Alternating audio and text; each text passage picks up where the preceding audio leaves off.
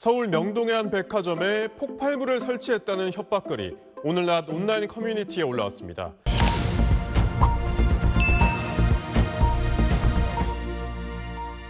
안녕하세요. 변호사의 시선으로 보는 뉴스, 여러분의 법률 안경, 김영민 변호사입니다. 최근 신세계 백화점 폭발물 협박범이 선천성 중증 자폐가 있는 중학교 1학년생 A군으로 밝혀졌는데요. 신세계 백화점은 당시 영업이 3시간가량 중단되면서 약 6억 원의 손실이 발생한 것으로 추산했지만 A군이 중증 자폐를 앓고 있는 미성년자이기에 처벌 및 손해배상 관련해서 논란이 되고 있는데요. 계속되는 폭발물 협박 사고, 공중협박죄 신설 배경이 된 2023년 서현역 흉기 난동 사건 등을 SBS와 연합뉴스의 법률 자문한 저와 함께 살펴보시겠습니다.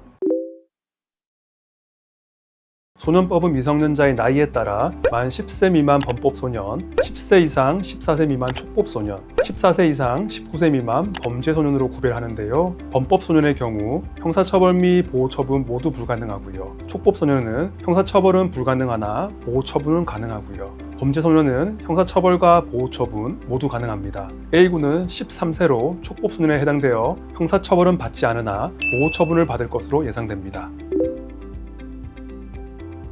보호처분은 일반 형사재판부가 아닌 가정법원 소년부에서 심리하여 처분하는데요. 보호자 등에게 감호위탁하는 1호 처분부터 2년 이내에 소년원에 송치하는 10호 처분까지의 보호처분이 있고요. A군이 선천성 중증 자폐를 앓고 있다는 점과 직접 허위신고를 한 것은 아니라 인터넷 커뮤니티 등에 글을 올린 점 등을 고려할 때 1년 또는 2년간 보호관찰하는 4호나 5호 처분 정도가 예상됩니다. 미성년자도 책임 능력이 있으면 민사손해배상 책임을 질 수 있는데요. 미성년자의 책임 능력은 명확한 규정이 없어 사안에 따라 개별적으로 판단되는데요. 실무적으로는 만 12세 초등학생까지는 부정되는 경우가 많고요. 만 13세 중학생부터는 인정되는 경우가 많습니다. 이 사건에서는 만 13세 중학교 1학년인 A군이 컴퓨터를 사용하여 커뮤니티에 글을 올린 점 등에 비추어 볼 때 민사 책임 능력은 인정될 수 있을 것으로 보입니다.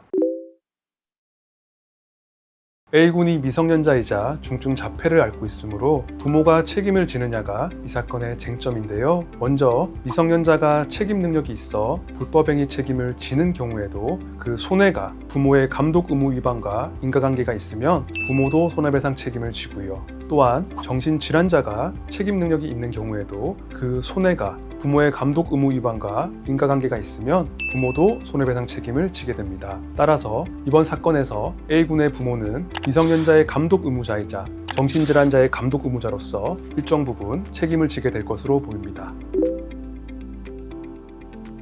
신세계 백화점 측은 손실을 약 6억 원으로 추산하고 있지만 이는 말 그대로 추정치이고요. 설령 신세계 백화점이 6억 원의 손해를 전부 입증한다 하더라도 실무적으로는 A군 부모의 감독 의무 위반, 특히 정신질환자 감독 의무 위반 정도 등에 따라 대폭 조정될 가능성이 높습니다.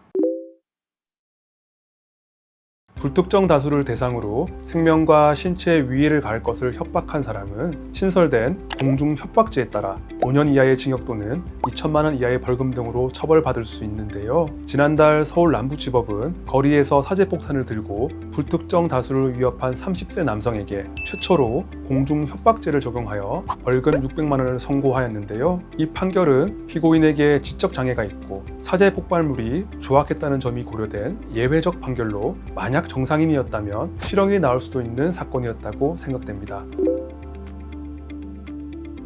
성인의 경우 부모가 자녀의 불법 행위에 대한 책임을 지지 않는 것이 원칙인데요.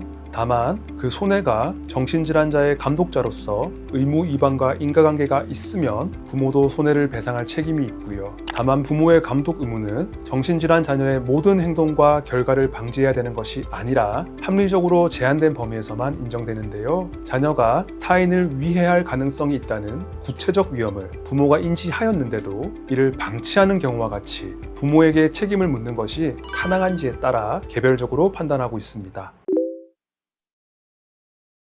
이번 영상을 찍은 이유기도 한데요. 공공의 안전을 위협하고 사회적 손실이 발생한 경우 일벌백계로 엄히 다스려야 한다는 점은 깊이 공감하지만 태어날 때부터 중증 자폐를 가진 아이의 부모에게 사실상 모든 책임을 전가하는 것이 과연 본질적인 해결책이 될 수 있을까라는 의문이 있고요. 유사범죄가 정신질환과 관련된 경우가 많은 만큼 예방 교육 및 치료에도 사회적 관심을 가져야 되지 않나라는 생각이 있습니다. 폭발물 협박이나 묻지마 폭행 등 정신질환 관련 범죄가 지속적으로 증가하고 있는 상황에서 이를 단순 우발 범죄로 보기보다는 사회 병리학적 관점에서 접근하는 것이 필요하고요. 유사범죄가 정신질환과 관련된 경우가 많은 만큼 예방교육 및 치료에도 사회적 관심을 기울여야 할 텐데요. 이번 사건이 우리 사회의 아픈 부분을 함께 고민하는 계기가 되었으면 좋겠습니다. 사건은 뉴스에서 끝나지 않습니다. 앞으로도 뉴스 속 보이지 않던 쟁점들을 법률 환경을 통해 쉽고 재밌게 보여드리겠습니다. 오늘 영상 유익하셨다면 구독과 좋아요, 알림 설정까지 부탁드리겠습니다. 감사합니다.